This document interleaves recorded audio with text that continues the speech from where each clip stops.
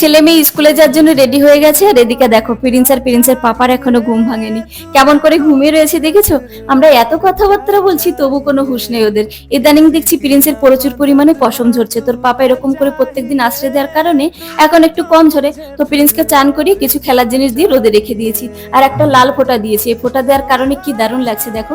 আমি পুজো দিয়েছি, টের পেয়েছে, পৌঁছে গেছে ঠাকুর ঘরে প্রসাদ খেতে। প্রত্যেকদিন এরকম করে ঠাকুরের প্রসাদ নিয়ে বাইরে পালিয়ে যায়, দেখো প্লেটটা একদম খালি। কালকে অনেক জামা কাপড় ধুয়েছিলাম, তো ভাঁজ করতে টাইম পাইনি, তার জামা কাপড়গুলো ভাঁজ করে নিচ্ছি। অন্যদিকে রান্না বান্নাও তো করতে হবে। এই দেখো তরি তরকারি মাছ কেটে বেটে একদম রেডি করে রেখেছি।